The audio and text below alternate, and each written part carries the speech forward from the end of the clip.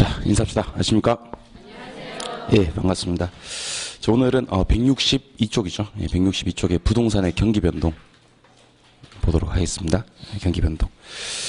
자, 일단 162쪽 펴놓으시고요. 경기 변동을 보셔야 되는데, 자, 일단 경기 변동에 앞서서 우리 인플레이션이라는 것과 디플레이션이라는 것 가볍게 한번 체크만 좀 하고 갈게요. 오른쪽 페이지로 가시면 동그라미 1번에 인플레이션이 있고요. 동그라미 2번에 디플레이션이 있습니다. 그 두 개 묶어두시고 가볍게 한번 읽어볼게요. 인플레라는 건 이제 물가가 오르고요. 화폐 가치가 떨어지는 거 말합니다. 그러니까 물건 값이 오르면 돈 가치는 떨어지겠죠, 그죠? 예, 그게 인플레이션이고, 그 디플레이션이라는 것은 반대입니다. 물가가 떨어지고 화폐 가치가 올라가는 건데, 우리는 동그라미 1번에다가 체크를 한번 더 하시고 인플레 위주로 공부를 하시는 겁니다. 인플레 위주로. 그러니까 인플레라는 건 물가 오르고 화폐 가치 떨어지는 거다. 그래서 이거는 인플레가 단독 문제로 출제가 되지는 않습니다만은 인플레 파생해서 나머지 내용들을 좀 정리해야 될 때가 있을 거예요. 그래서 제가 나중에 인플레가 뭡니까? 라고 얘기를 드리면 여러분들은 물가 오르고 화폐 가치 떨어지는 거요. 이렇게 얘기해 주시면 됩니다. 나머지는 보지 마세요. 보지 마시고 책을 한 장을 넘기시면 164쪽. 164쪽에 그 일반 경기 변동이라는 표현이 나오는데, 우리가 지금 그 배우시는 과목은 부동산 학이고요. 그래서 우리는 부동산의 경기 변동에 대해서 공부하시면 되지 일반 경기 변동까지 알 필요는 없거든요. 일반 경기 변동이라는 게 있더라 하고 넘어가시면 돼요. 예. 시간 정말 많으신 분들만 확인하시고 시간 없는 분들은 시험에 나오는 것만 보시면 됩니다. 한 장 더 넘기세요. 더 넘기시면 166쪽. 166쪽 제3절에 부동산 경기 변동, 여기서부터 공부하시면 됩니다. 여기서부터. 그래서 제3절 앞에다가 간단하게 체크 표시를 딱 해주시고, 경기 변동 공부하실 때는 제일 앞에 있는 거 인플레와 디플레만 가볍게 한번 정리하신 다음 우리는 부동산 경기 변동 제3절부터 확인하시면 된다. 그러면 거기 보시면 1번의 개념은 여러분들이 한번 읽어보시고요. 2번에 경기 변동의 유형 하는 거 있을 겁니다. 그거 체크 한번 해보시죠. 경기 변동의 유형. 이건 꼭 알아 놓으셔야 됩니다. 칠판 보시고 166쪽부터 확인할게요. 166쪽.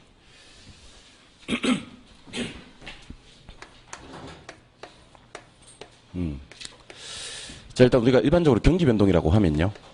종류가 4가지가 있습니다. 4가지. 4가지. 어떤 4가지가 있는가에 대해서 확인 한번 해보면, 첫 번째 경기 변동은 경기 순환입니다. 경기 순환. 영어로 표현하면 복잡하게 표현하지 말고요. 그냥 우리 첫 번째 글자만 표현을 합시다. 첫 번째 글자, 사이클. 사이클은 C로 표시가 됩니다. C, 사이클.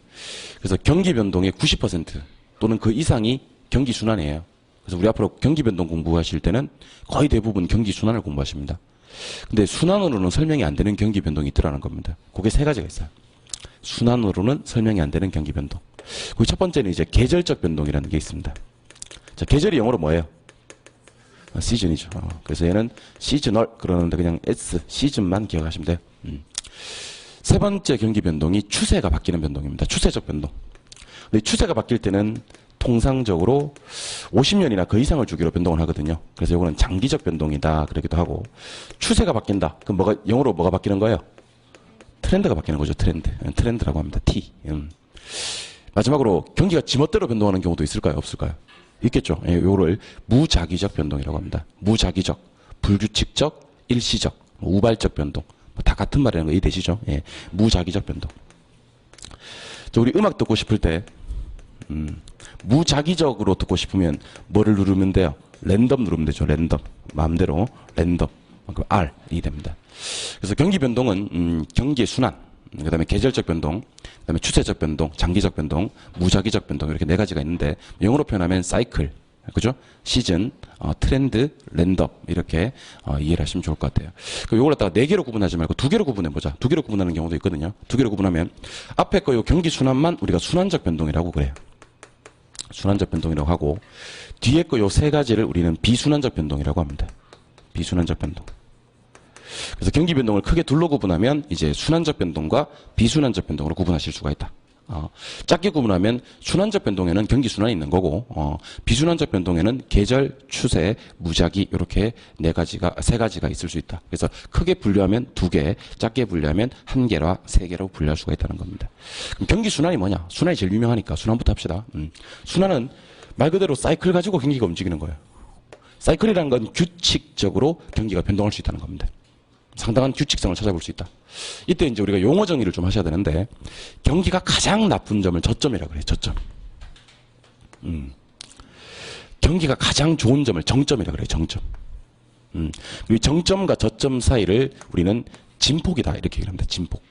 그래서 진폭은 우리가 어떻게 표현을 하냐면, 크다, 작다라고 표현합니다. 진폭이 크다, 어떨 때 쓰냐면, 정점이 높고 저점이 깊을 때 진폭이 크다, 이렇게 얘기를 하는 거예요. 반대로 정점이 낮고 저점이 높을 수도 있겠죠. 그럼 진폭이 작다, 이렇게 얘기하는 겁니다. 여기 방금 제가 뭐라 그랬어요? 저점이라 그랬죠. 여기는요, 저점이죠. 요 사이 길이를 주기라고 합니다. 주기. 그래서 주기는 우리가 어떻게 표현하냐면 길다, 짧다라고 얘기합니다. 그러니까 결국 저점과 저점 사이가 멀면 주기가 긴 거고, 저점과 저점 사이가 짧으면 주기는 짧은 겁니다. 그래서 우리 어떻게 이해를 하시면 좋으냐면, 가로 주기, 세로 진폭, 이렇게 하시면 됩니다. 가로 뭐라고요? 주기, 세로 진폭. 진폭은 크다, 작다의 편으로 표시를 하고, 주기는 길다, 짧다라고 표시를 합니다. 물론 뭐 진폭이 길다 이렇게 얘기를 해도 되지만 없어 보여요. 진폭은 길다 그러지 않지, 크다, 작다. 주기가 크다, 작다 이렇게 얘기해도 되지만, 어우 참, 모양 빠져, 모양. 주기는 뭐 뜻은 통하지만, 그죠? 주기는 길다, 짧다 이렇게 얘기를 하는 겁니다. 이때 저점을 찍고 경기가 좋아지더라, 이걸 회복 시장이라 그래요. 회복 시장. 회복에서 어디로 가냐면 정점을 향해서 달려갑니다. 이걸 호황이라고 합니다. 호황. 조심하실 점은, 호황에서 바로 불황으로 가지는 않습니다. 절대로. 그런 경우 잘 없어요. 호황에서 후퇴를 거쳐서 불황으로 갑니다. 불황. 그 다음에 또 뭐예요? 회복. 그 다음 호황. 그 다음 후퇴. 그 다음 불황. 뭐 이건 계속 순환하니까 뒤에 건 얘기할 필요가 없는 거지. 한 개 주기만 보면 되는 거예요. 한 개 주기만 보면 순환에 대해서는 이해를 하실 수가 있다는 겁니다. 그래서 우리 문제 푸시다가 혹시 뭐 지문에 이런 지문이 뜨는 거예요. 지난 5월 달에 정점을 찍고 경기가 후퇴기로 접어들었다든지, 2월 달에 저점을 찍고 회복기로 접어들었다든지, 이런 지문이 뜨면 이제 무조건 경기 순환이다, 이렇게 하시면 됩니다. 알겠죠? 예. 근데 분명 순환으로는 설명이 안 되는 경기 변동이 있을 수 있다는 겁니다. 그 첫 번째가 계절적 변동이에요. 계절적 변동이라는 것은 1년 안에서 매년 이맘때쯤 되면, 또는 매년 그맘때쯤 되면 그러한 일이 꼭 반복적으로 발생을 하고 있더라. 요걸 계절적 변동이라고 합니다. 근데 여러분들이 좀 이렇게 또 아마추어 같이, 선생님 그럼 계절적 변동은 엄청 쉽겠네, 시험에 봄, 여름, 가을, 겨울 주겠네, 이렇게 생각하시면 큰 오산입니다. 우리 시험이 초등학생 시험도 아니고 봄, 여름, 가을, 겨울 주면서 이걸 계절이라고 합니까, 추세라고 합니까, 무작이라고 합니까, 이렇게 묻지는 않는다는 겁니다. 그럼 여러분들이 딱 듣고 요거는 1년 안에 그맘때쯤 되면 계절적 특성에 따라서 발생하는 것이다 라는 생각이 들면 무조건 계절적 변동이 되는 거예요. 제가 두 가지 정도 예를 들어볼게요. 방학 때 되니까 대학가의 원룸의 공실이 늘고, 또 개강을 하니까 대학가 원룸의 공실이 또 줄고 뭐 그러네요. 매년 그맘때쯤 되면 그런 일이 반복됩니까? 이거 무슨 변동이에요? 계절적 변동. 하나 더 할까요? 예. 여러분 겨울에는 건축을 많이 해야 안 해요? 별로 안 합니다, 겨울에는. 근데 실제로 1년 중에 건축 허가 받아가는 양이 제일 적은 달이 12월이래요. 12월은 건축을 보통 많이 안 하거든. 문제 풀다가 매년 12월만 되면 건축 허가량이 반복적으로 줄어든다. 이것도 무슨 변동? 계절적 변동이 되는 겁니다. 무슨 이해되시죠? 예. 그러니까 꼭 뭐 이 계절이라는 봄, 여름, 가을, 겨울 주지 않아도 그맘때쯤 그러한 일이 계절적 특성에 의해서 반복적으로 발생을 하더라. 그럼 이거는 계절적 변동이 됩니다. 추세적 변동. 추세적 변동은 보통 이 주기가 사실 주기가 길고 짧고 할 수는 있겠지만 기본적으로 한 50년이나 그 이상을 주기로 크게 한번 신개발이나 재개발이 이루어진대요. 신개발이나 재개발. 그러면서 추세 자체가 아예 바뀌어버리는 변동을 추세적 변동이라고 합니다. 그럼 제가 대표적인 추세적 변동 하나만 예를 들어볼까요? 예. 최근에 가장 큰 추세 변동, 여러분들 어떤 거 있을까요? 여러분들 한번 궁금하면 생각해보세요. 가장 큰 추세, 어떤 게 변동됐을까? 대표적인 제품 하나 한번 얘기해볼까요? 뭐의 등장으로? 그렇지, 스마트폰. 스마트폰의 등장은 여러분들 상당히 큰 추세의 변동을 가져왔습니다, 실제로. 실제로 스마트폰이 등장하기 전까지 우리는 음악을 어디서 들었어요? MP3로 들었죠, MP3. 귀에 꽂고. 카세트 테이프로 들었어요? 와, 씨. 잘했어요, 예. 그 다음에 뭐 PMP라든지 내비게이션, 우리 이런 것들이 스마트폰이 등장하면서 다 사양 산업이 되었습니다. 그러니까 우리 한번 궁금해서, 옛날 같은 경우는 모임 같은 거 있었을 때 디카라든지 이런 DS 뭐 이런 것 많이 가져갔었거든요. 그죠? 최근에 제가 뭐 어디 갈 일이 있어서 가봤었는데 뭐 보니까 거의 스마트폰을 찍더라고요. 사진도.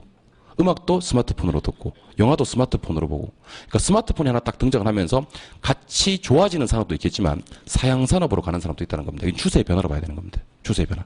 그러니까 추세의 변화를 물론 안 따르는 분도 계십니다. 절대로 스마트폰 구입을 안 하시고 아직까지 투지폰 사용하면서 그죠? 예. 나는 스마트폰 안 써. 이런 분도 물론 계십니다만은 그래도 추세가 바뀌고 있다는 겁니다. 바뀌고 있다. 마지막으로 무작위적 변동. 무작위적 변동은 예기치 못한 사태 때문에 경기가 변동하는 겁니다. 예기치 못했다. 주로 자연재해인데 자연재해는 우리 시험에 잘 안 나와요. 왜? 자연재해는 대표적인 무작위적 변동이긴 한데 우리 시험은 부동산 학이란 말이야. 그러면 요거는 부동산의 정책 변화입니다. 정책. 그래서 시험에는 꼭 이렇게 나온다. 꼭. 정부가 부동산 활성화 대책을 발표하니까 갑자기 거래가 늘더라.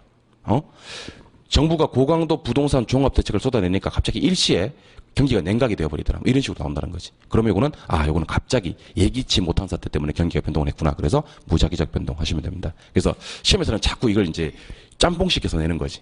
짬뽕시켜서. 그러니까 순환을 갖다가 계절적 변동이라고 낸다든지, 계절적 변동을 무작위적 변동이라고 낸다든지, 무작위적 변동을 순환하는 변동이라고 낸다든지, 이런 식으로 내면 X라는 겁니다. 그러니까 경기 변동의 크게 분류, 두 분류, 작은 분류, 하나와 세 개 분류를 꼭 구분하시자는 겁니다.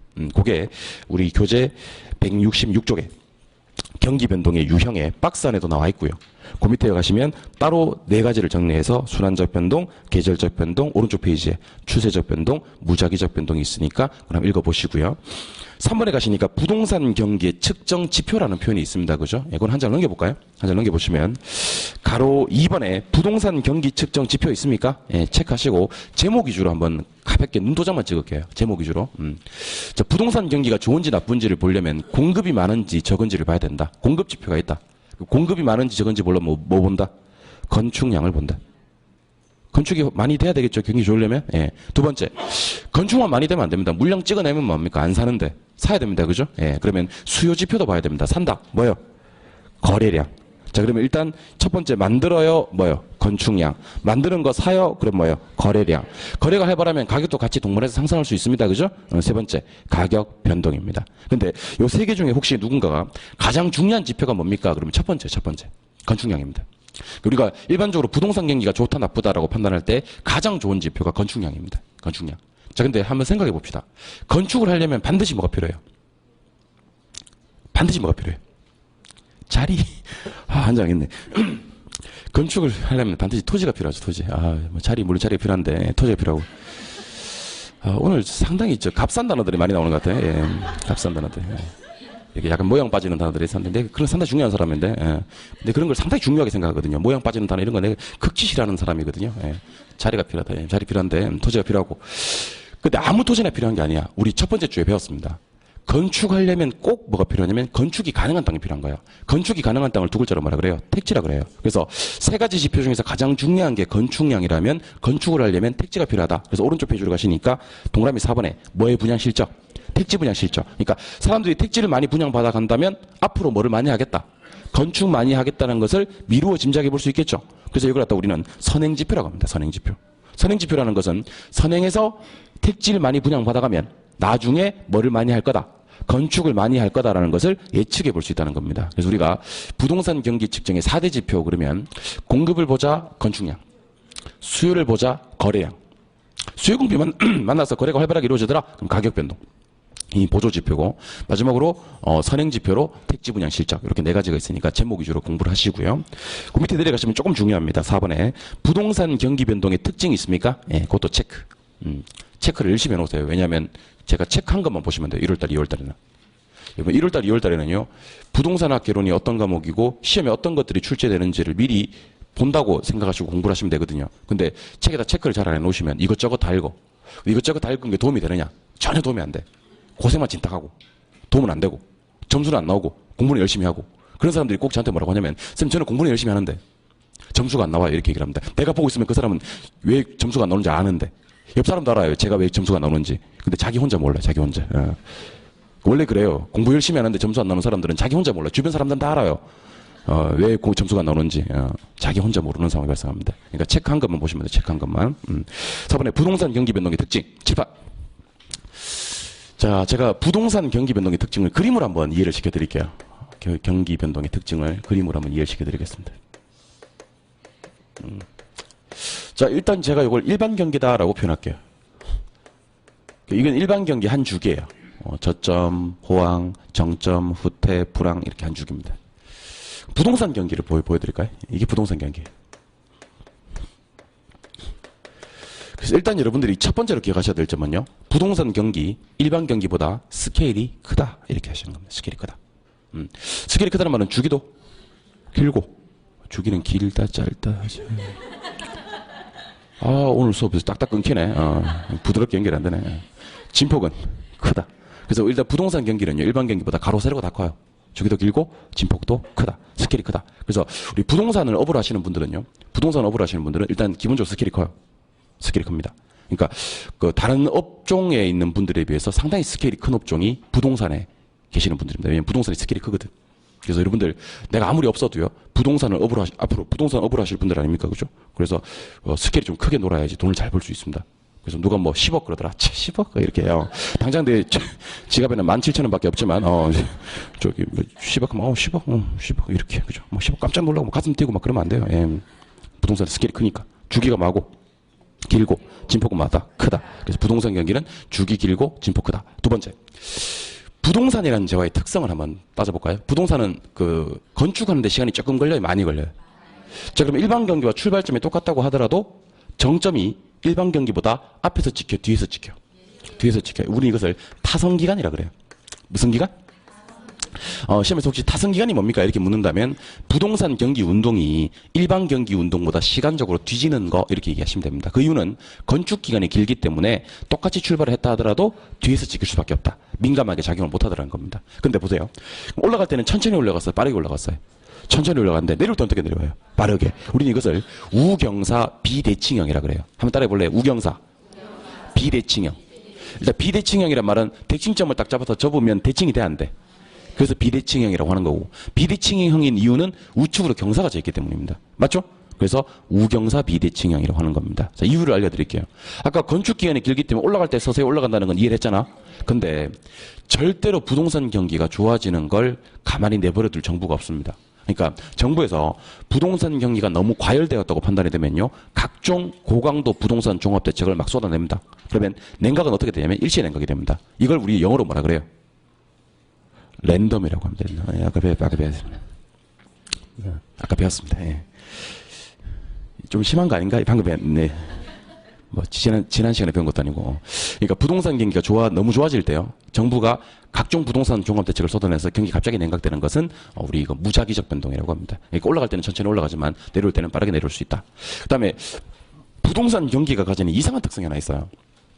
상당히 이상한 특성이, 토지의 특성, 부동성 때문에 벌어지는 일인데 무슨 말이냐면 이런 말입니다. 자, 우리 자동차 경기가 좋다. 자동차가 요즘 경기가 좋다. 그럼 자동차는 다 좋은 거예요, 그냥. 전국적으로 다 좋은 겁니다. 스마트폰이 경기가 좋다. 다 좋은 거예요. 전국적으로 다 좋은 거예요. 근데 부동산 경기가 좋다. 정말 조심해서 써야 됩니다. 왜냐하면 부동산 경기는요, 시장 자체가 전국적인 시장이 아니라 지역 시장이란 말이에요. 그래서 서울에서는 경기가 나쁜데 지방에서는 경기가 좋을 수 있나? 이게 가능한 시장이라고. 이게 가능하다고. 또 서울에서 경기가 나쁜데 또 강남 쪽은 또 괜찮고 강북만 또 나쁠 수도 있나? 그럴 수도 있나요? 예. 버블 세븐 지역만 좋고 나머지는 또 나쁠 수가 있나? 그게 가능하다는 거예요. 그래서 부동산 경기는요, 전국적, 광역적인 현상입니까? 지역적, 국지적, 개별적 현상입니까? 국지적, 개별적. 이 부동산의 특성 때문인데요. 부동성 때문에 지역적, 국지적, 개별적인 현상입니다. 그래서 부동산 경기의 회복은 지역적, 국지적, 개별적으로 나타나지 전국적, 광역적으로 나타나는 현상은 아니다는 겁니다. 두 번째. 그러다 보니까 부동산 경기를 얘기할 때는요, 상당히 불분명하다고 얘기를 해요. 어느 지역은 좋고 어느 지역은 안 좋을 수도 있으니까. 불명확하다고 얘기를 해요. 불명확하다. 그 다음에 불규칙적일 수 있다고 얘기를 합니다. 불규칙적일 수 있다. 그래서 공부하실 때 불분명, 불명확, 불규칙을 공부하지 마시고요, 지멋대로 움직일 수 있다는 생각을 머릿속에 하시면 돼요. 이게 이제 객관식 시험의 묘미예요. 객관식 시험의 묘미. 우리 시험이 서술형의 문제나 주관식의 문제였다면요, 불분명, 불명확, 불규칙, 책 있는 글자를 그대로 옮겨 써주면 점수가 잘 나와요. 채점관이 공부 제대로 했네 하면서 점수를 많이 준다고. 근데 우리 시험은 실제로 이 사람이 많이 알고 있나 모르고 있는가를 측정하는 시험이 아니고 주어진 시간 내에 답을 찾을 수 있느냐 없느냐를 측정하는 시험입니다. 그래서 공부 잘하시는 분들은 이걸 어떻게 공부하시냐면 지멋대로 움직일 수 있겠네 하고 넘어가요. 공부 잘하시는 분들은. 효율적으로 하시는 분들은. 공부 못하시는 분, 아까 내가 공부 못하는 사람, 자기만 이유를 모르는 사람이 있다 그랬잖아. 그 사람 막 외우는 거죠. 부동산 경기는 불분명, 불명확, 불규칙. 왜 이렇게 안 외워지지? 막 그러면서 불분명, 불명확, 불규칙 이렇게 외울 필요가 없어요. 그러니까 시험에 나왔을 때 뚜렷하다, 명확하다 이런 단어가 나오면 안 된다는 거지. 무슨 말인지 알겠죠? 지멋대로 움직일 수 있다. 자, 그럼 부동산 경기는 일반 경기에 선행하는 게 가능한가? 지멋대로 움직일 수 있다니까. 예. 동행 가능하고 후행 가능하고 역행 가능하고 독립 다 가능합니다. 그러니까 부동산 경기가 일반 경기에 무관하게 작용하기도 하고요. 반대로 작용하기도 하고요. 뒤에서 작용하기도 하고요. 같이 진행되기도 하고요. 선행해서 작용하기도 해요. 물론 후순환할 가능성이 제일 많습니다. 후순환할 가능성이. 하지만 원칙은 지멋대로예요. 후순환이에요. 지멋대로가 원칙이고 그중에서 가장 가능성이 많을 법한 게 후순환인 겁니다. 원칙은 지멋대로입니다. 무슨 이해되십니까? 그러니까 제가 만약에 상당히 공부를 열심히 하는 사람이 있다고 가정합시다. 공부 열심히 하는 사람이 있다. 그럼 제가 원칙은 뭔지 아세요? 이 사람은 열심히 해도 붙을 수도 있고 떨어질 수도 있는 거야. 하지만 그 중에서 합격할 확률이 많은 거지.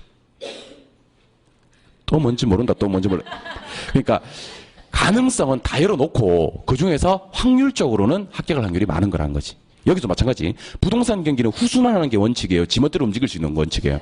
지멋대로 움직일 수가 있는데 타성기간 때문에 건축 기간이 길다 그랬고 지멋대로 움직이는 것 중에서 후순환할 가능성이 제일 많다고 얘기를 해야 되는 겁니다. 실제로 시험에 어떻게 나온 적이 있냐면 부동산 경기는 일반 경기에 선행할 수가 없다라고 나온 적이 있습니다. 부동산 경기는 일반 경기에 선행할 수가 없다. 그러니까 우리 수험생들이 오라 그래요. 오. 근데 왜 오라고 생각하세요? 그러니까 후순환하니까 후순환. 타성기간 막 그러면서 그렇게 하고 장렬히 전사하신 분들이 많습니다.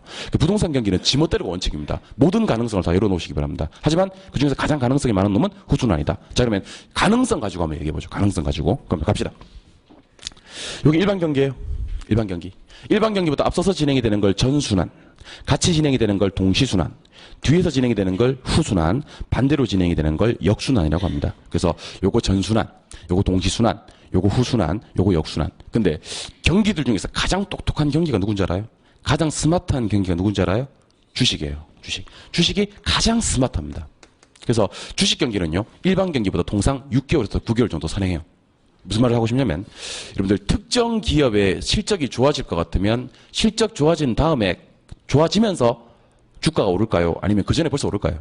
그 전에 벌써 오르는 거예요. 그 전에. 그러니까 주식 경기라는 건요, 여러분들 우리나라에서 정보력이 가장 많은 곳, 정보력이 가장 뛰어난 곳이 여의도 증권가입니다. 증권가. 증권가 가면요, 그들은 알고 있대요. 세상 모든 걸 알고 있대요. 증권가에 가면. 우리 그래서 왜 증권가 찌라시 막 그러잖아요, 그죠? 그들은요, 아마 유나와 이승기가 사귀는 것도 미리 알고 있었을지 몰라요. 미리 알고 있었지 몰라요. 그래서 SM 주식을 팔았을 거야. 사귀고 나면 여자 연예인들은 별로 안 좋잖아, 그죠? 떨어져 나고 남자 아니 사귈 수가 있어? 그래 떨어져 나고 막 그러지 않습니까, 그죠? 그러니까 주식 경기가 일반 경기보다 보통 선행하고 우리 보통 이제 우리나라 같은 경우는 그런 구분이 많이 없는데 외국 같은 경우는 철저하게 구분하거든요. 상업용, 공업용 부동산을 수익성 부동산이라고 하고요. 주거용 부동산은 비수익성 부동산이라고 합니다. 통상적으로 주거용은 원래 수익성 부동산이 아니야. 주거용은 거주의 목적이기 때문에 비수익성.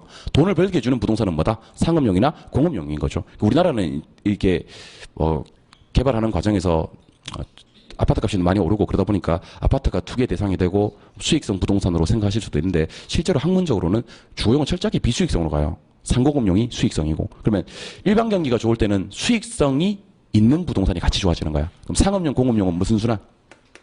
동시순환. 수익성이니까.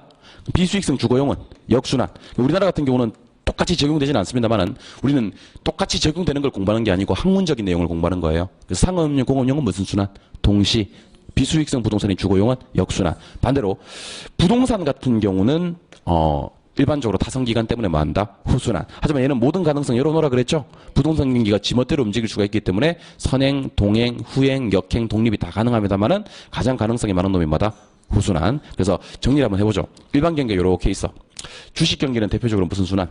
전순환. 상공업용은 동시, 주거용은 역, 부동산은 후. 하지만 부동산은 조심을 하자. 선행할 수도 있으니까. 동행할 수도 있고 역행할 수도 있으니까 여기 부동산 경기 변동의 특징입니다. 그게 우리 교재 가로 1번부터 해서 가로 1번부터 해서 가로 7번까지 쭉 나와 있습니다. 가로 1번부터 가로 7번까지 요거 한번 읽어주시면 좋겠고요. 제 4절에 가시면 부동산 경기의 순환 국면별 특징 하는 거 나올 겁니다. 맞아요? 예. 요게 경기 변동에서는 제일 중요합니다. 제일 중요한 거. 그래서 혹시 지금 쌤 저는 시간이 없어서 그런데 경기 변동 한두 개만 보고 심장 들어가고 싶은데 그 한두 개만 좀 찍어봐요. 그러면 그 중에서 한 개 찍으라면 찍겠어요. 찍으시라 한다면 찍겠어요. 그 중에 하나가 부동산의 경기의 순환 국면별 특징입니다. 요거는 오른쪽 페이지로 가시니까 무슨 시장이 나와요? 회복시장. 한 장 넘겨볼까요? 무슨 시장? 상향시장. 그 밑에 구태시장. 그 옆에 하향시장. 제일 밑에 보시면 핵심 정리 나옵니까? 핵심 정리에 뭐도 있어요? 안정시장이라는 시장도 있네. 예. 그래서 한 장을 더 넘겨보세요. 더 넘겨보시면 제일 위에 표가 나옵니까? 표 앞에다가 별표를 하나 때려두시기 바랍니다. 표 앞에다가 별표 하나 때려두시고, 자, 일단 두 개씩 묶어볼 거예요. 회복시장과 상향시장 묶어보시고, 그 다음에 후퇴시장과 하향시장을 묶어보세요. 그리고 안정시장, 이렇게. 그래서 우리 공부는 세 개만 공부하면 돼요. 그러니까 회복시장 따로 상향시장 따로 공부할 필요가 없어요. 둘 다 경기가 좋을 거니까 같이 공부하고, 성질이 비쌀 거니까 후퇴와 하향도 같이 공부하고 안정시장. 그래서 시간도 없는데 우리 3개씩만 공부하시기 바랍니다. 알겠죠? 5개 다 공부하지 말고. 알겠죠? 예. 아까 제가 수업 초반에 공부 못하는 사람 소개해드렸잖아요. 공부 못하는 사람. 못하는 사람들이 꼭 3개만 보라고 하는데도 그럴 수 없어. 그러면서 5개 다 보는 거지. 이렇게 5개 다 하면 시간만 엄청 잡아먹고 결과는 똑같고 그래요. 예. 그럼 칠판 한번 보시기 바랍니다. 칠판. 이렇게 한번 보죠. 예. 자, 경기가 저점 찍고 좋아지면 뭐라 그래, 이걸 갖다가? 회복이라 그래요? 예. 이거는요? 호황이죠, 호황. 호황 대신에 상향 그래도 돼요. 같은 말이에요. 근데 부동산 경기에서는 호황이라는 말을 쓰기도 하는데 좀 상향이라는 말을 더 많이 쓰는 것 같더라고요. 그래서 제가 상향으로 통일할게요. 호황과 같은 말이에요? 예. 뭐 고민하지 마시고. 그럼 여기가 뭐예요, 여기가. 정점. 조심하셔야 됩니다. 상향에서 바로 하향으로 가지는 않는다. 뭐 거치고? 후퇴 거치고. 그 다음 뭐? 하향. 그럼 앞에서 배운 거 한번 총동의해 볼까요? 예. 경기 제일 좋은 점. 정점. 제일 나쁜 점. 저점. 이 사이. 진포. 요거. 저점. 그럼 환장이네, 진짜. 그게 뭐 진폭이야. 저점. 이거. 저점. 요 사이. 주기. 예, 주기가 됩니다. 오늘 뭐, 서프라이즈 하는 건가요? 예. 그러니까 아침에 이렇게 우리 수험생들 몇 차에 모여가지고 우리 결혼생 오늘 놀래켜주자. 오답을 막 남발해가지고 서프라이즈 한번 해주자. 그런 거 한 거예요? 예. 여러분들 성공하셨어요. 이제 엄청 서프라이즈. 서프라이즈잖아요. 예. 이제 그만하세요. 예.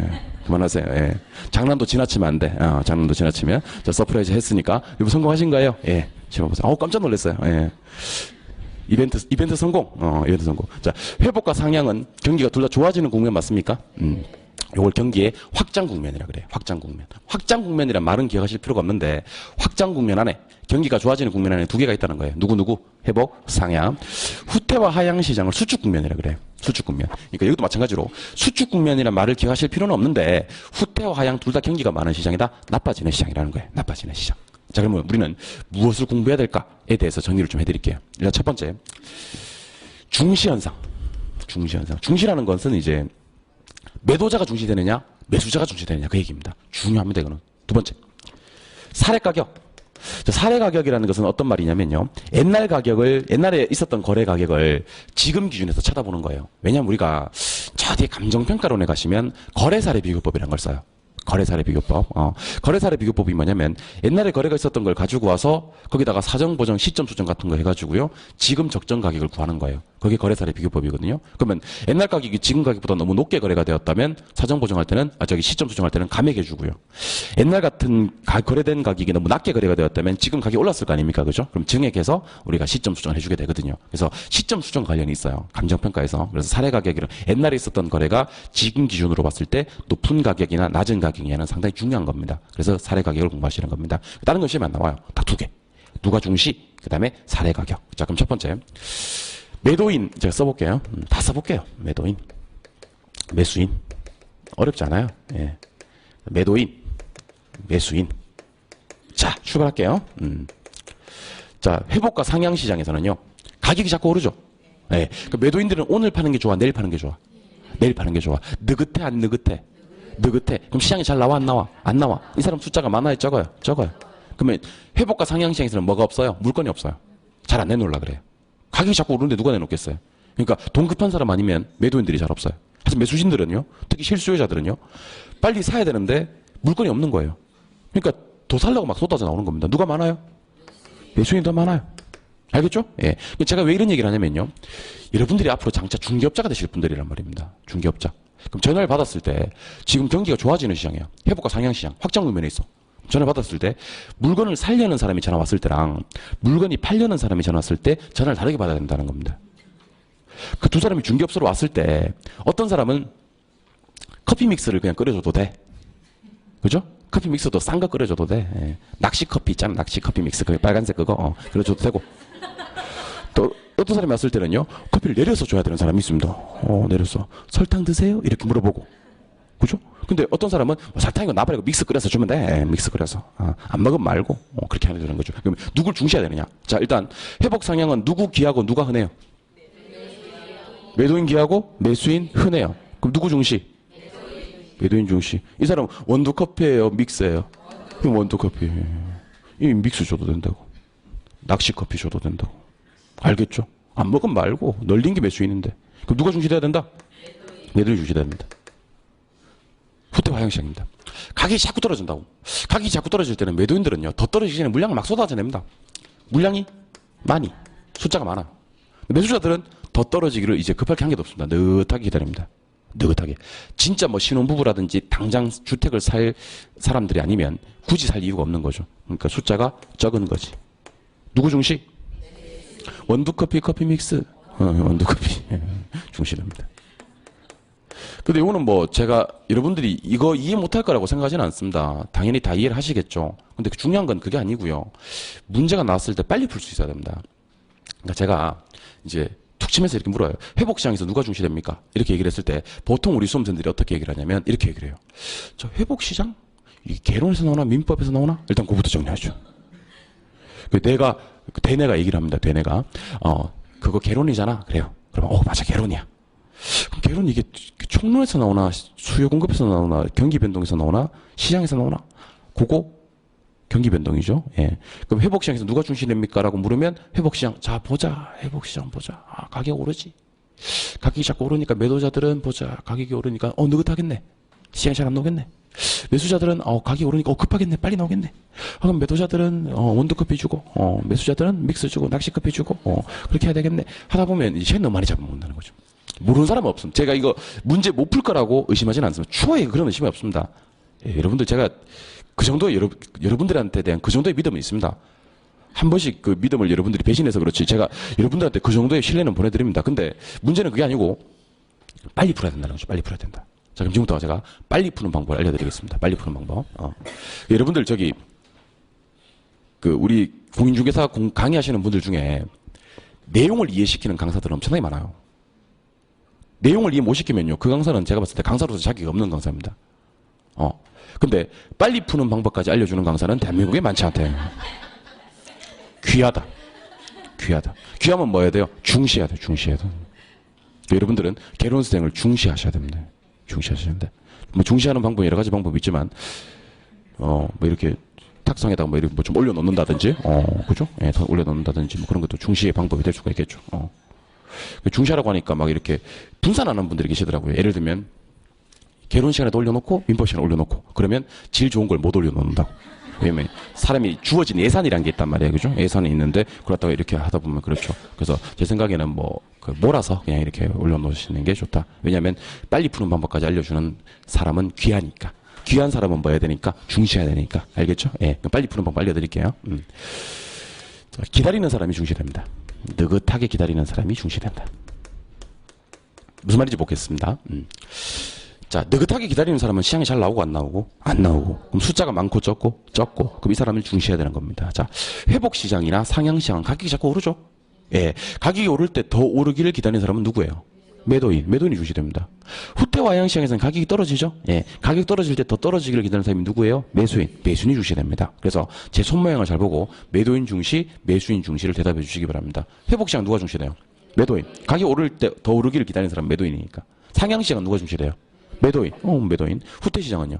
매수인, 하향시장은 매수인. 그래서 제 손모양이 딱 뜨면 바로 대답하셔야 되지. 자, 보자 그러면 안 된다는 거죠. 자, 다시. 문제도 안 내는데 어떻게 맞춰?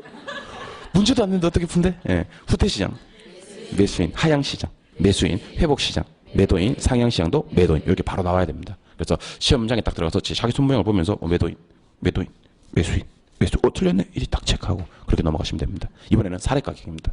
자, 사례 가격은 옛날에 있었던 가격을 지금 시점에서 평가해 보는 거예요. 자, 보세요. 가격이 올랐을 때는 옛날 가격이 지금 기준에서 상한선이니까 하한선이니까? 하한선이지. 하한선 이해되십니까? 가격이 오른 다음에 옛날 가격을 쳐다보는 거야. 그래서 하한선. 반대로 가격이 내린 다음에는 옛날 가격을 쳐다보면 지금 기준에서 그 가격은 무슨 선? 상한선이 되는 거지. 그래서 상한선, 하한선 하는 사례 가격은 어떻게 공부하시면 되냐면요. 제 손모양 거는 반대로 얘기해 주시면 됩니다. 왜냐하면 옛날 가격이니까.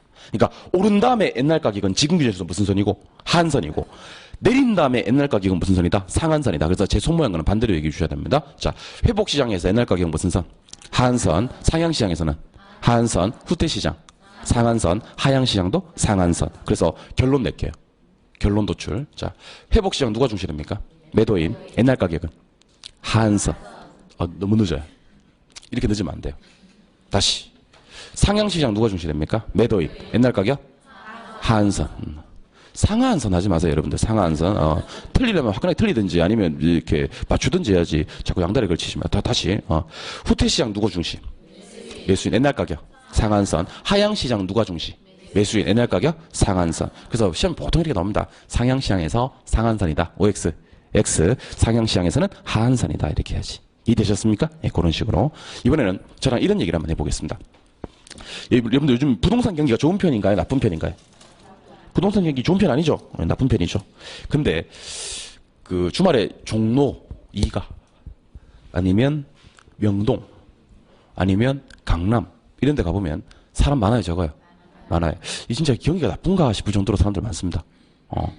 그러면 한번 생각해 봅시다. 위치가 상당히 좋다거나 도심지 내에 있다거나 아파트라면 규모가 작은 아파트들은 경기를 잘 타지 않는다는 겁니다. 그런 시장들이 드러난 겁니다. 그런 특수한 시장을 우리는 안정시장이라고 부릅니다. 안정시장. 일단 아까도 말씀드렸습니다만은 안정시장이 되기 위한 조건. 위치가 좋아야 돼, 나빠야 돼? 좋아야 돼. 도심지에 있어야 돼, 외곽에 있어야 돼? 도심지에 있는 게 좋아요. 규모는 커야 돼, 작아야 돼? 작아야 돼. 얘는 경기를 잘 타지 않아요. 특히 올라갈 때 많이 올라가지 않는 것도 당연하겠지만 중요한 건 내려갈 때 많이 내려가지 않는다는 겁니다. 그러면 호황에 강해요, 불황에 강해요? 불황에 강한 시장이다 이렇게 얘기를 합니다. 근데 여러분들 정말 조심하셔야 될 게 회복 상향 시장에서도 안정 시장은 존재해요. 후퇴 하향 시장에서도 안정 시장은 존재하고, 그러니까 경기 좋을 때도 가보면 안정 시장은 있고 경기 나쁠 때도 가보면 안정 시장은 따로 있는 거지. 따라서 안정 시장은 제일 중요한 게 순환하지 않는다는 거예요. 맞지 않는다? 그럼 부동산 경기도 일반 경기와 마찬가지로 몇 개로만 순환한다? 4개로만. 어떻게 해요? 회복, 상향, 후퇴, 하향. 그 다음 뭐예요? 회복, 상향, 후퇴, 하향. 그래서 절대로 안정시장을 순환에다가 넣으시면 안 됩니다. 그럼 안정시장은요, 순환에 따른 분류가 아니고, 따라 한번 해보세요. 모든 경기 국면에 걸쳐서 시작.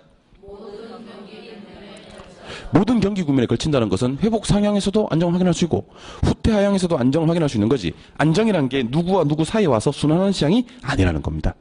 모든 경기 국면에서 걸쳐서 존재하는 시장이지, 순환하는 시장이 아니다. 그래서 보통, 시험 지문에 이런 지문이 많이 등장을 해요. 부동산 경기 변동은 회복, 상향, 후퇴, 하향, 안정, 시장의 순으로 순환한다. 이렇게 나오는 거지. OX, X입니다. 안정은 빼야 돼요. 4개로만 순환합니다. 4개로만. 근데 지금 뭐 제가 강조를 했으니까, 뭐 그렇겠네 하다가 나중에 가면 부동산 경기는 회복, 상향, 후퇴, 하향, 안정, 시장의 순으로 순환한다. 그러면 사람들이, 우리 수험생들이 오라 그래요. 제가 왜 오라고 생각하세요? 이렇게 물어보면 들어본 적이 있어? 안정시장. 이렇게 얘기를 하죠. 그러니까 안정시장의 주요 내용을 모르고 안정시장을 들어본 적만 있는 분들이 보통 그런 실수를 많이 하시거든요. 조심하시옵소서. 안정시장은 순환에 따른 분류가 아닙니다. 아시겠죠? 예. 마지막으로 거미집 이론이라는 거 있어요. 거미집 이론. 우리 교재 175쪽 제5절에 거미집 이론 하는 거 있습니까? 예. 근데 거미집 이론이 최근에 출제가 좀 많이 되고 있어요. 최근에 상당히 많이 출제 빈도를 보이고 있죠. 물론 작년에도 나왔고요. 빈도가 높게 나타나고 있는데, 올해 시험은 제 개인적인 생각으로는 안 나올 것 같아요. 제 개인적인 생각. 근데 이건 제 개인적인 생각이니까. 한 장 넘겨볼까요? 한 장 넘기셔서 오른쪽 페이지로 가시면 제일 위에 그래프 3개가 나옵니까? 첫 번째 수렴형이란 말 보이시죠? 안정형. 그 다음 뭐 나와요? 발산형, 불안정형이 나오고, 그 다음 뭐 순환형, 중립형이 나오는데, 그 그래프 앞에다가 체크 하나 해주시기 바랍니다. 별까지는 아니고, 체크 하나 해주시기 바랍니다. 해주시고, 지금부터 제가 거미집 이론이 무엇인지에 대해서 소개를 해드려 보도록 할게요. 어렵지 않으니까 한번 그냥 들어주시기 바랍니다. 자, 갑니다. 잘 보세요. 자, 거미집 이론. 제가 이런 얘기를 한번 해볼게요. 2011년도, 2012년도, 2013년도, 2014년도. 물건의 가격과 공급량의 관계를 얘기해 주시기 바랍니다. 물건의 가격과 공급량의 관계는 비례관계예요. 비례관계란 말은 가격이 상승하면 공급은 뭐하고? 증가. 가격이 하락하면 공급은 감소. 이게 공급 법칙입니다. 근데 중요한 건 뭐냐면 가격이 변동하면요. 누가 변동하면요? 가격이 변동하면요. 수요는 즉각적으로 영향을 받아요. 어떻게 영향을 받는다고요? 즉각. 근데 공급은 시차가 존재하더라는 겁니다. 시차가 존재한다는 말은 공급은 제때 된다 안 된다? 안 된다. 특히 부동산에서는요. 시간이 필요하더라는 겁니다. 공급하는데 걸리는 기간이 필요하더라는 겁니다. 공급이 제때 되면 아무 문제는 안 생기는데 공급의 시차 때문에 발생하는 거. 그래서 결국 거미집 이론은 네 글자로 표현할 수가 있습니다. 뭐 때문에 발생해요? 그러면 공급의 시차. 시차 때문에 어떤 일이 벌어지는데 가격 파동 현상이 발생합니다. 가격 파동. 가격 파동이 뭔지 알죠, 여러분들? 가격 파동은 한 해는 가격이 폭등하고요. 한 해는 가격이 폭락하고요. 또 한 해는 가격이 폭등하고요. 이런 현상을 가격 파동 현상이라고 합니다. 그럼 지금부터 제가 가격 파동에 대해서 알려드리도록 할게요. 자, 옥수수. 옥수수. 여러분들, 배추 할게요, 배추. 배추. 2011년도에 예를 드는 거예요, 그냥. 2011년도에 배추 가격이 폭등을 합니다. 폭등. 폭등하는 이유는 물량이 많아서 그럴까요? 물량이 없어서 그럴까요? 없어서 폭등하는 겁니다. 많으면 폭등 안 해요. 어떤 이유든지 어쨌든 뭐 태풍이 왔다든지 어떤 이유든지 어쨌든 물량이 없어져 버렸어요. 그래서 2011년도에 배추 가격이 폭등해 버렸습니다. 폭등. 그럼 농민들은 배추 농사를 짓고 싶겠어요? 안 짓고 싶겠어요? 짓고 싶지. 왜냐면 가격이 비싸진다는 말은 돈이 된다는 얘기니까. 맞아요? 그럼 가격이 상승하면 공급은 많다? 증가합니다. 맞아요? 그러면 농민들 돈 벌겠어요? 못 벌겠어요? 못 벌어요. 그래서 벌잖아. 가격이 비싼데 못 벌어요. 왜냐면 지금 안 돼요. 공급이라는 놈은요. 시차가 필요해요.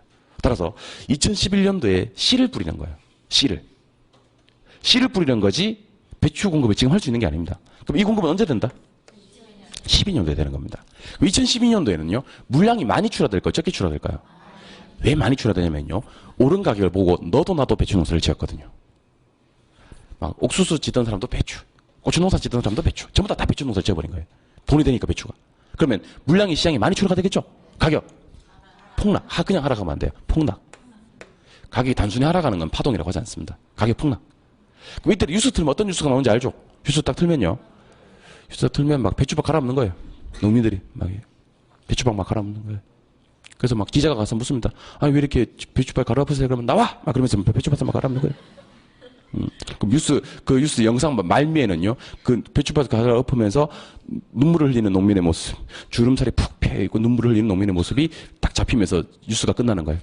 그럼 그런 모습을 보면서 농사를 짓고 싶겠어, 안 짓고 싶겠어? 안 짓고 싶지. 안 지어. 안 지어. 안 지어. 안 지으면 이 효과가 지금 나타난다? 아니다. 지금 물량이 많다? 아니다.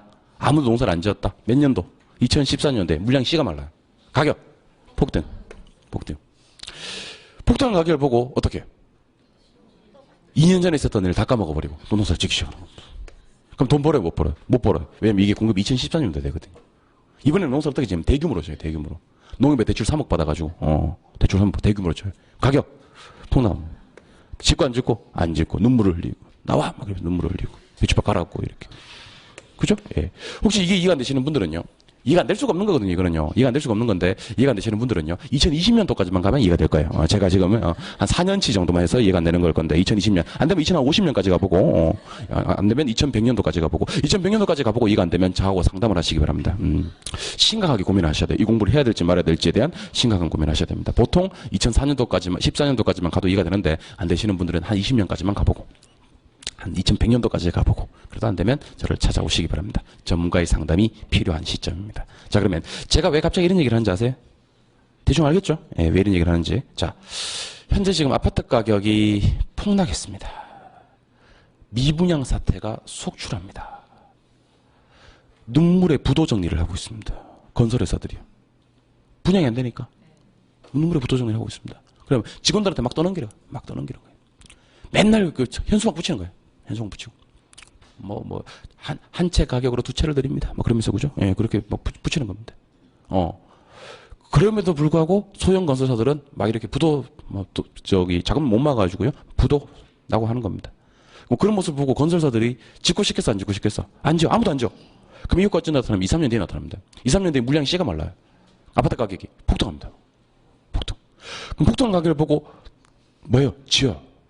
지으면 돈 버나? 지금 짓는다고. 지금 공급을 한다는 얘기가 아니고 지금 짓는다고. 그러면 그걸 보고 상당히 많은 건설사들이 또 짓기 시작하니까요. 물량이 한 방에 2, 3년 뒤에 출하가 됩니다. 가격 폭락. 2, 3년 뒤에 가격 폭등. 이게 반복이 된다는 겁니다. 그래서 우리가 거미집 이론 공부하는 건데 거미집 이론이 의미는 알겠습니까? 그럼 잘 봐봐요. 요런 형태가 있습니다. 요런 형태. 보이세요? 네, 요걸 수렴형이라 그래. 무슨 형이요? 수렴형. 요런 형태가 있습니다. 요런 형태. 요건 발산형이라고 합니다. 그리고 요런 형태가 있습니다. 요런 형태. 요런 형태를 순환형이라고 합니다. 순환형. 자, 다시 안으로 이렇게 말려 들어가면 무슨 형? 수렴. 밖으로 나아가면 발산. 그다음 요런 것들은 순환. 요런 단어들이 좀 있어 보이는 단어들이에요. 약간 있어 보이는. 그럼 그렇게 수렴해 가겠네. 있어 보이잖아.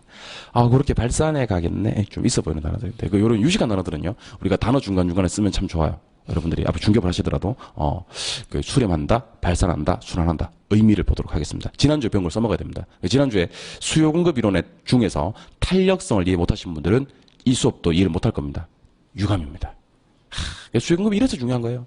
여기서만 나오는 게 아니고 뒤에 가면 오늘 시장론 하는 거 다 계속 나온다는 거죠.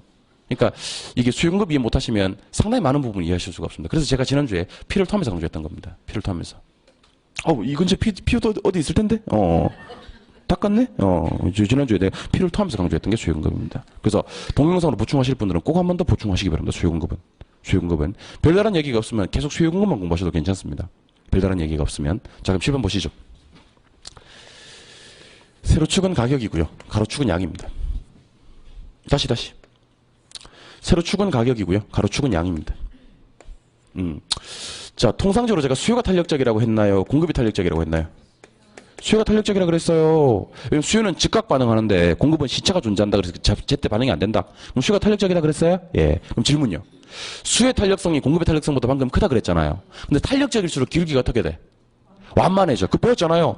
왜 이 탄력, 완전 탄력, 비탄력, 완전 비탄력 그랬던 거 기억납니까? 예. 그러면 수요가 탄력적이란 말은 수요 곡선의 기울기가 공급 곡선의 기울기보다 기울기가 크다, 작다. 작다는 말은 기울기가 뭐하다? 완만하다. 그러니까 수요가 탄력적이란 말은 수요 곡선의 기울기는 완만하다는 거예요? 자, 그러면 이렇게 할게요. 공급 곡선은 그냥 그대로 그리고 제가 수요 곡선을 조금 완만하게 그릴게요. 이렇게. 수요 곡선 좀 완만하게 보입니까? 노력했어요, 나는요. 더 이상 노력을 못해요, 내가. 완만하게 그렇죠? 그럼 이거 보고 이거 수요가 많구나, 이거 탄력적이구나 이렇게 느끼는 거예요. 수요 곡선이 많으니까 완만하니까. 자, 그럼 제가 가격을 줄게요. 잘 봐요. 가격 주면요, 공급 물량이 너무 많아요. 그럼 어떻게 되냐면 폭락해요, 가격이. 어떻게 된다고요? 폭락. 그 폭락하면 또 가격이 싸지기 때문에 수요가 너무 많아요. 그럼 가격이 어떻게 해요? 폭등이요. 그러다가 또 공급이 많아서 가격 폭락, 폭등, 폭락 이렇게 반복하다가 결국에는 이렇게 수렴해 간다. 좀 대답 좀. 눈만 끔뻑끔뻑하지 말고 좀 눈만 끔뻑끔뻑하지 말고 결국 이렇게 하면 수렴한다 이런 말이 나주면 얼마나 이게 아름다운 모습입니까? 예. 결국 이렇게 하고 있는데 뭐 이렇게 하는 것보다는 이렇게 결국 이렇게 하면 수렴해 간다 이게 낫잖아. 한 번 더 할게요. 그러면 기회는 더 있으니까 한 번 더. 자, 10번 보세요. 반대경우를 한번 볼까요? 반대경. 그럼 예를 들면 수요 탄력성보다 공급의 탄력성이 더 크다. 공급의 탄력성이 더 크다. 자, 그럼 이제 대답 한번 해보세요. 공급이 탄력적이란 말은 수요 곡선의 기울기보다 공급 곡선의 기울기가 더 작다. 완만하다는 게 작은 거잖아요. 그럼 이번에는 수요 곡선을 제대로 그릴게요. 그냥. 제대로 그리고 공급 곡선을 약간 완만하게 그릴게요. 공급 곡선을 약간 완만하게. 완만해 보입니까? 제대로 그리려면 이렇게 그려야 되거든. 근데 이거 완만하게 그렸지. 그러면 자, 가격을 제가 줘볼게요. 가격을 주면 가격이 폭락을 해요. 그러다가 가격이 폭등을 해요. 그러다가 가격이 폭락을 해요. 그러다가 가격이 폭등을 해요. 가격이 그리고 폭락을 해요. 그리고 가격이 폭등을 해요. 이렇게 발산한다. 이렇게 발산한다. 그래서 어떨 때 수렴하고요. 어떨 때 발산하냐면 수요가 탄력적이면 수렴해요. 공급이 탄력적이면 발산하고. 기울기 값이 심해 나왔을 때는요. 탄력성과 반대로 뒤집으시면 돼요. 수요가 탄력적일수록 수요 곡선의 기울기는 작은 거예요. 공급이 탄력적일수록 공급 곡선의 기울기는 작은 거고요. 그래서 요거는 시험장에 가셔서 그래프를 그리는 일은 없어야 되거든요. 그래서 암기를 할게요. 일단 요거는 단순 암기. 수탄수 따라봐요. 수탄수 공탄발 수탄수 공탄발 수탄수 공탄발이 뭐냐면 수요가 탄력적일수록 수렴하고 공급이 탄력적일수록 발산한다. 이렇게 암기를 하시고요. 기울기 값은 반대다라고만 기억하시면 돼요. 아직은 기울기는 모르셔도 돼요. 나중에 좀 탄력성이 어느 정도 개념이 잡히면 기울기는 자동으로 해결되는 거니까. 탄력성 해결되는데 기울기가 해결 안 되는 사람은 이상한 사람이에요. 반대이기 때문에 이거는 모르는 사람이 없을 거니까 지금은 한 개만 잡, 한 놈만 팹시다. 수요가 탄력적이면 만다. 수렴.